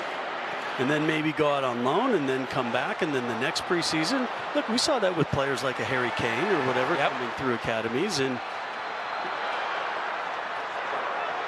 Nichols to Partey as the attack breaks down. Now Martinelli. Oh, Martinelli did really well! Gabriel Martinelli exploding into life. He looked like a man on a mission there, and he's given Arsenal the lead. with 10 minutes to go. But I'm gonna give Johnny Evans a little bit of the benefit of the doubt here. As that ball comes through and Martinelli comes off him, we'll see on the replay. I'm really wondering if Evans could have come through and had a hard challenge. And maybe it was a situation where he says, you know what, in preseason, I'm not going to put this challenge in. Like right there, oh, I guess it was fish. Let's see, is there a challenge to be had? You see where he just laid off a little bit. You wonder, is that or did he just not get close enough? Or was he just looking away enough? But it looked like it was there to be one, Adrian. And then when it wasn't, he just snuck it into the near post. Martinelli, who scored a goal in the US back in June. Scored for Brazil in their friendly against Mexico at College Station, Texas. 16 goals he scored in the 22-23 campaign, and that went down to 6 last year. As we mentioned, some injury struggles, maybe some formation changes, personnel changes that had a knock-on effect. So he's looking to get back at the age of 23. In the short period of time that he's been on the pitch, we see that that's a very good possibility with the change of pace at midfield, and then this little turn of pace to open up and just leaves Scanlon the first time, then the second time, and I really thought that ball was there to be won, and then it goes through Will Fish's legs, and when it goes through the legs, it's so hard for Onana to recognize it. Doesn't see it as it comes through, and then finds its way in the back of the net. Yeah, you described it so well, Casey. Will Fish seemed to be caught in 2 minds, didn't he? Whether to come into the challenge full ball or back off. In the end, he did neither. Now Eriksson at the other end, looking for Johnny Evans, and a defensive route to safety was required from Gabriel, and it'll be a United corner. Yeah, it was a really nice ball. As we know, Christian Eriksson can serve a really fantastic ball off of a set piece, and he'll have another opportunity here from the corner.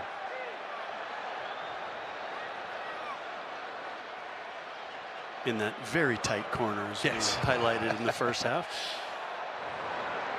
Not much room to operate for corner kick takers. This is Sancho looking to operate, and he's won another corner. Well, we highlighted a couple guys in the pregame that were looking to really start over again and kickstart a new season. There's nobody more apparent than Jadon Sancho, who had a very storied falling out with Ten Hag last season, ended up going on loan to Dortmund, and now he's back, and you know, we'll kind of see how this plays out. Yeah. Ten Hag saying more than he's drawn a line under it, as Eriksson's deflected shot will result in a third United corner in quick succession.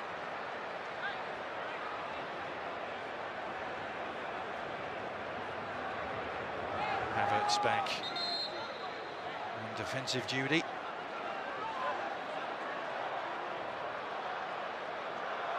Martin trying to test the mettle of this Arsenal defence that was so good last year. Only conceded 29 goals in 38 Premier League games. Oh, Hayne, I think needed the help of the crossbar there. Yeah, he didn't read that very well. A huge hoik forward, which almost provides some fodder for Martinelli. And he's done the foraging work, albeit with a foul. He couldn't believe the decision went away against him. Here's a corner again. Yeah, Eriksson just swings it straight in, and it's not like Hayne was really out of position. He just ended up getting the ball pinched onto the crossbar as he tried to bat it away. He's been the Estonia #1 for quite a few years now, at the age of 22. Not the first Estonian goalkeeper Arsenal have had. Mark Poom. Played against him several times. Yep. Another rivals in red matchup coming up on Wednesday night. You'll see Arsenal action. It'll be Liverpool who are the opponents this time. They'll go across country to Lincoln Financial Field in Philadelphia for that. Wednesday, 7:30 Eastern, right here on ESPN.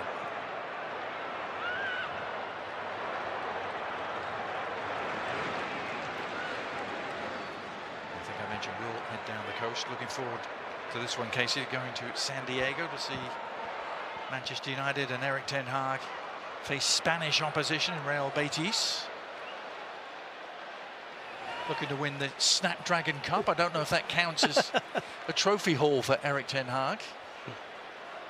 I think the FA Cup might have been just a little more important.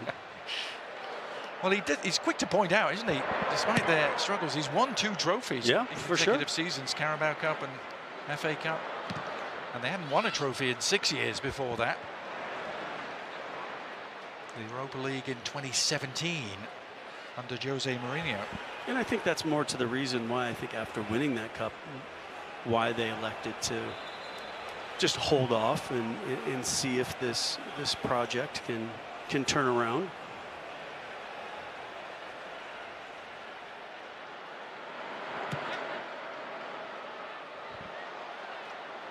Back to Onana.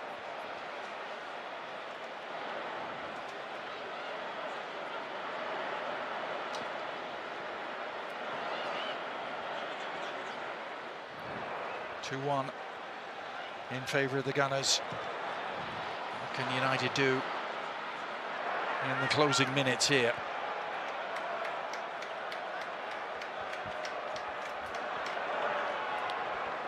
I can tell you, whatever the final score is, Casey, the teams have elected to practice penalties at the end here. The teams? Well, someone has elected to practice penalties. Arsenal did just that on Wednesday, actually, but that was after a 1. Yeah, that was that actual draw, which is still kind of funny. But all right, put on a little show, do a little something extra.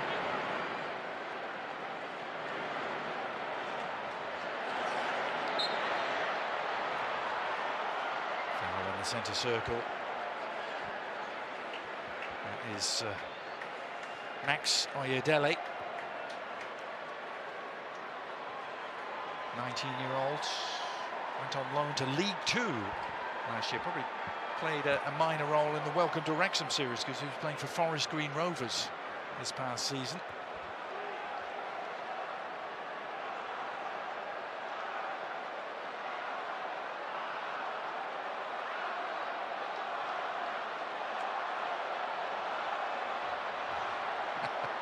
Not sure what Erik ten Hag was bemused about there, but like something. Well, I think he just wanted Onana just to play the ball to a teammate, not necessarily just play it long.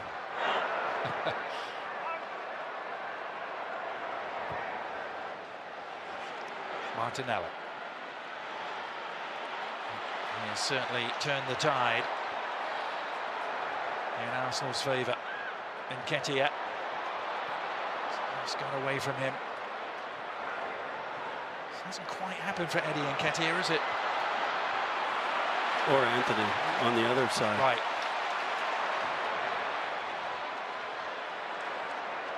Made his England debut this past season.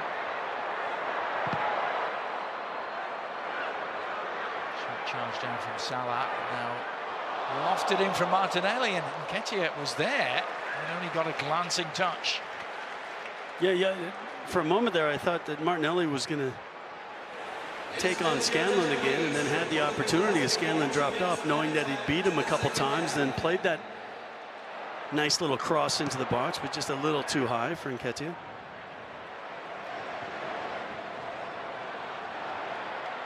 Fish holding off the challenge. Just 2 minutes of stoppage time. Sports Centre coming up next here on ESPN. If you want to stay with us for the penalty shootout, you can switch over to ESPN Plus for that. These two teams are going to practice their penalties no matter The final scoreline here looks like an Arsenal victory.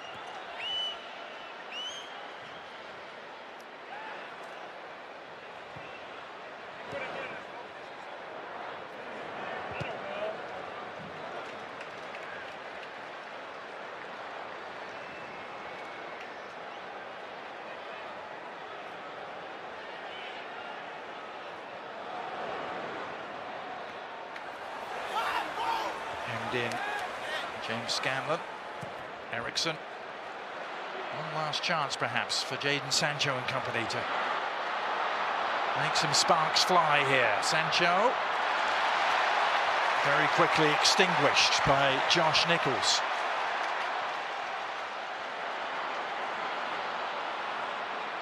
I like the enthusiasm of the overlapping run, but there was no real reason to drag another defender in there. Probably would have been better just to let Sancho have a little bit of space. Here's Anthony. Well, that might have been goal bound. Gabriel got his head in the way. They couldn't prevent the corner, so there will be one last chance for United here. Yeah, that was better from Anthony that time. He came in and there he had the space, got the shot on target, but just a really important block, and it comes inside. Once again, just stands up really strong and makes a key block. Eriksson's corner, still up for grabs. Slice. Oh, and Hayne couldn't get there. Well, that's something you'd see in a Rams game here. On a punt return, maybe. He finds it funny, like I found it funny, because yeah, there was no question from minute one. Watch this hit. Nobody's watching the ball. Bam! Let's hit the goalkeeper first, and if he doesn't hit it, someone else will. It's like he called for a fair catch, Casey, and they just plowed into him. Anyway. I think that is the definition. So whenever I hear somebody say, "Oh, the keepers are overprotected," you actually have to win the ball. I know that's a crazy thought, but you have to win the ball. Etienne trying to get around the back of Fish. Yeah, that was better from Fish. And that is the final whistle. So Arsenal do prevail here. 2-1, the final margin of victory. Handshakes for Arteta and Ten Hag. And of course, Ruud van Nistelrooy. Maybe Ruud will take a penalty. Martinelli and the Arsenal substitutes seem to swing the game in their favour, Casey, in the second half. Yeah, I think so much of it changed when Hjlund had to come off for Manchester United, and then Arsenal. They look to be a little bit further along in their process, keeping more of the starters on for a longer time, keeping a little bit more of that continuity, having some of their international players who maybe got knocked out a little bit earlier in competitions introduced into the match, and you could see some of the differences between those players, particularly like a Martinelli playing up against academy kids. Just to review, we are going to have a penalty shootout. If you want to see the penalty shootout with us, it's all for fun, it's all just a practice, but we're going to be stepping up and taking their spot kicks. Go over to ESPN Plus for that, right here on ESPN.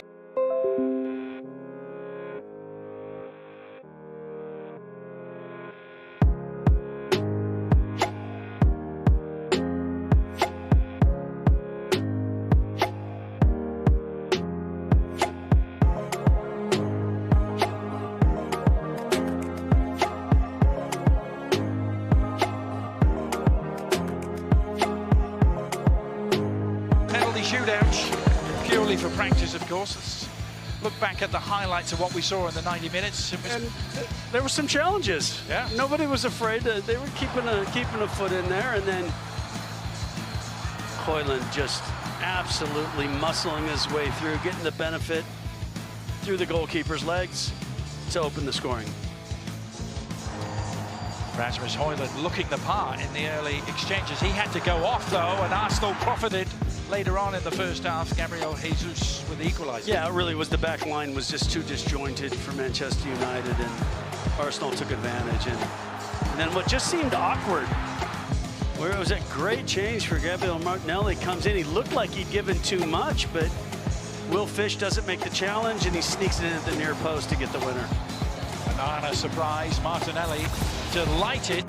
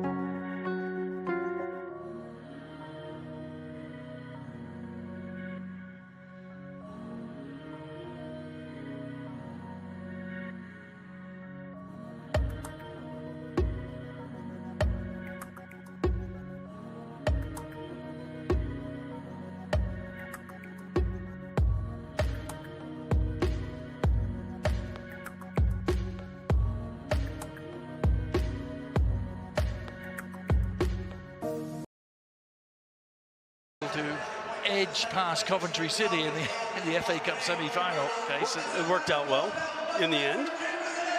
And it certainly helped save that man's job. Erik ten Hag might not be standing here if that penalty shootout had gone the other way.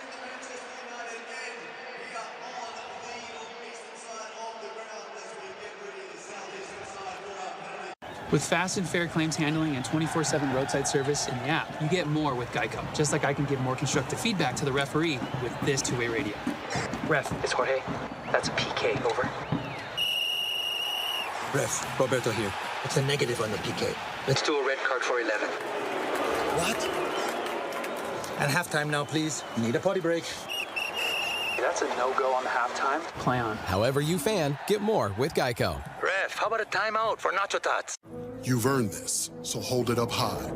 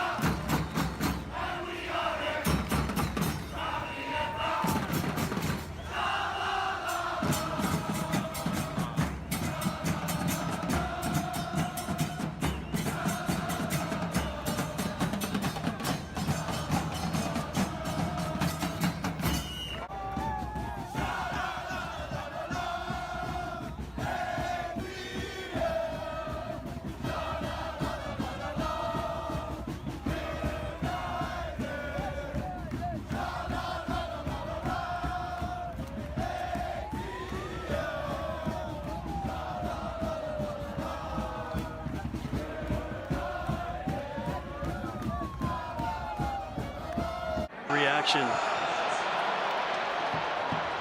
Now the hard part is if you do hold any bit and don't guess and he smashes it in the corner, you're never going to get there. So it is a little bit of gamesmanship.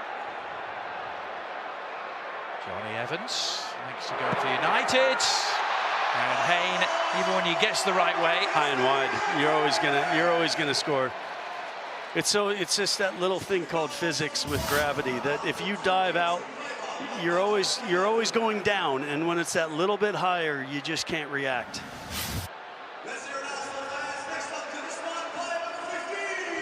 It's fine margins though for players that go high, isn't it? So it is. So easy to go just a little bit too high. There's the risk reward. Yeah.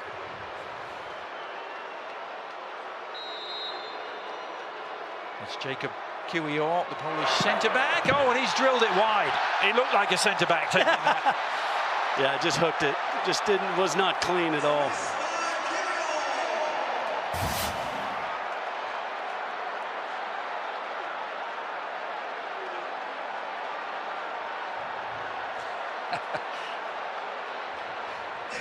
Strange emotions for a team that just won the game and then losing a penalty shootout. Well, I mean, it's like anything. I mean, even as a goalkeeper in training, I don't want to concede goals, right? So you're always that little bit of competition with your teammates. It's Wheatley. Oh, and he's put it wide. Well, Ethan Wheatley, the 18-year-old who was born in Stockport.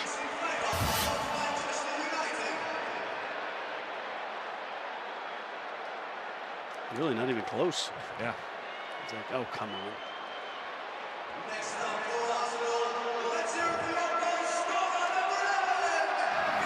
Well, it gives a glimmer of hope for Arsenal, who can get back on level terms if Gabriel Martinelli can convert.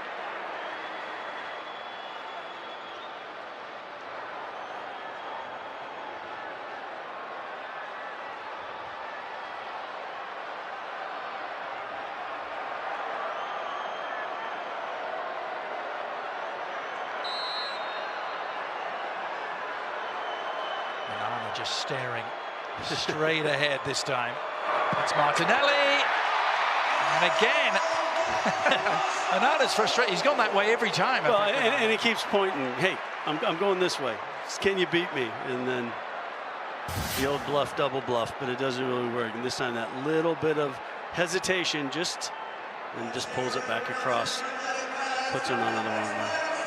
So 2-2, United still have the advantage, but only if Eriksson can convert here.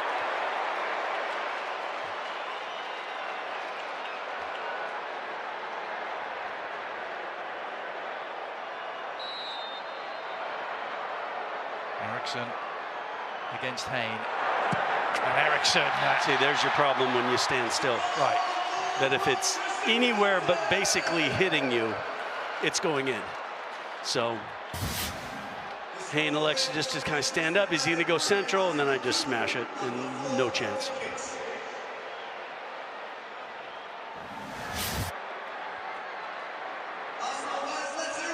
So now Arsenal have to score to stay in this, and it's going to be Gabriel, the centre-back, who's charged with doing that. And Nana is again suggesting which.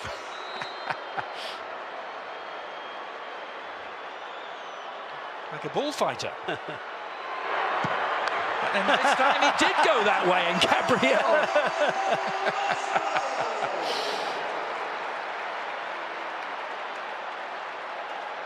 Well, that is gamesmanship at the highest order for both protagonists. Onana had gone that way every time.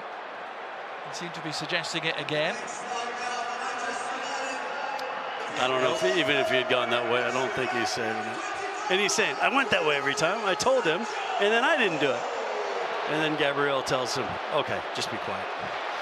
So to win this penalty shootout for Manchester United, it is Jadon Sancho who must convert here. And Sancho does just that. United win the battle, but they lost the war, Casey.